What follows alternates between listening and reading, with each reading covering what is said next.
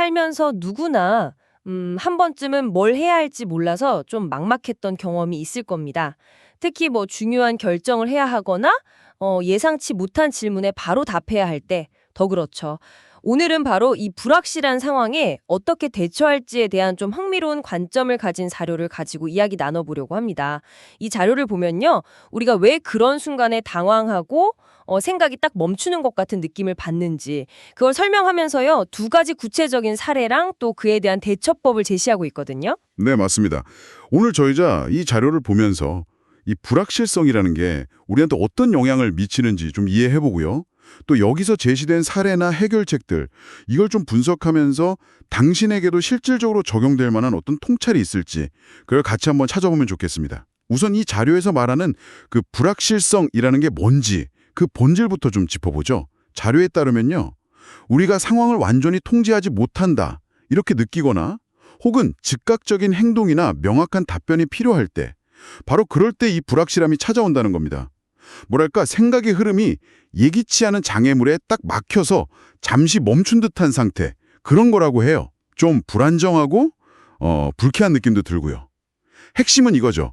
뭔가 결정적인 것을 해야 하거나 아니면 무언가에 대해 신속하고 정확하게 표현해야 할 때, 그럴 때 길을 잃는다는 점입니다. 몰려오고 있어요.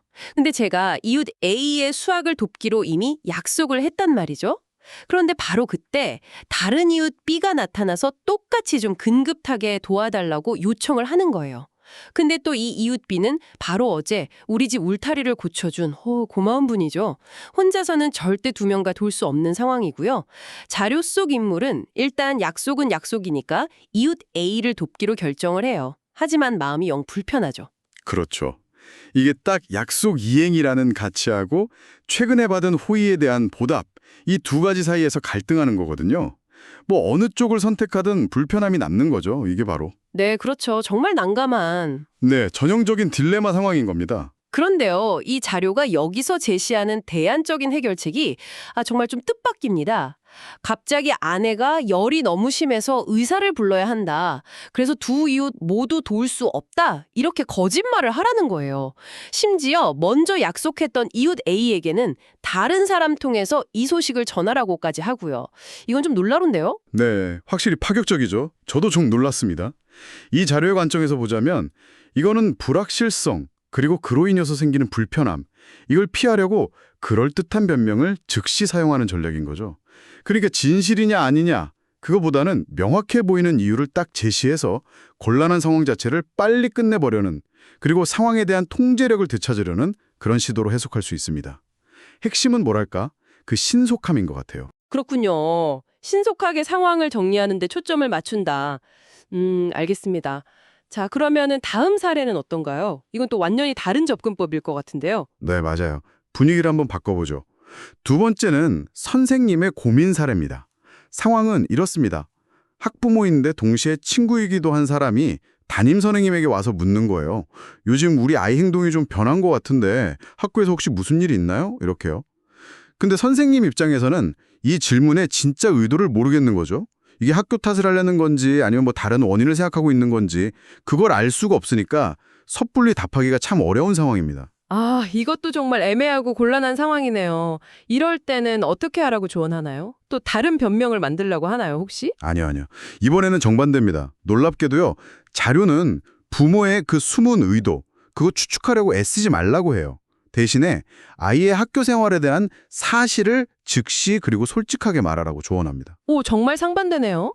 이번에는 변명이 아니라 사실로 그냥 정면 돌파하라 이 말이군요. 네, 바로 그거죠. 여기서는 객관적인 사실, 그 자체가 이 불확실한 상황을 명확하게 만드는 가장 효과적인 도구다. 이렇게 보는 것 같아요. 괜한 추측 대신에 객관적인 정보를 딱 전달해서 오해의 소지를 줄여려는 접근인 거죠. 앞선 사례와 방법은 다르지만 그 불확실함으로 인한 생각의 틈, 그 간극을 빠르게 메우려는 목적은 사실 같아 보입니다. 결국 이 자료가 말하려는 핵심은 이거 같아요. 불확실함이 만드는 그 생각의 멈춤, 상태, 즉 간극 상태.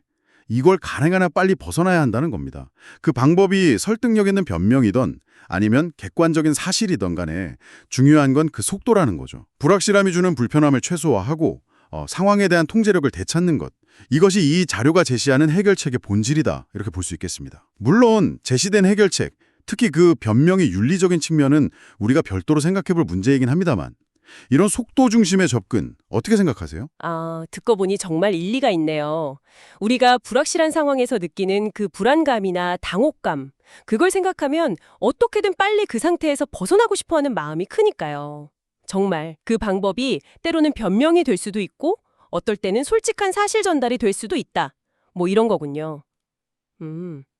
당신도 비슷한 경험이 있으실지 모르겠습니다. 네, 오늘은 이렇게 불확실한 상황에 대처하는 한 가지 좀 흥미로운 관점을 깊이 파봤습니다. 곤란한 상황에서 빠르게 벗어나기 위해서 그럴듯한 이유를 만들거나 혹은 정면으로 사실을 마주하는 이런 두 가지 상반된 방법이 제시되었죠. 당신이라면 이런 갈림길에서 어떤 선택을 내리시겠습니까? 네, 그리고 이 자료는 즉각적인 해결의 중요성을 굉장히 강조하는데요. 한편으로는 이런 질문도 던져볼 수 있을 것 같아요. 때로는 그 불확실성 속에서 잠시 멈춰서서 상황을 좀 더 깊이 이해하고 성찰하는 시간, 그런 게 필요하지는 않을까요? 과연 빠른 해결만이 항상 최선의 답일지, 이 질문에 대해서 한번 생각해 보시는 것도 의미 있을 것 같습니다.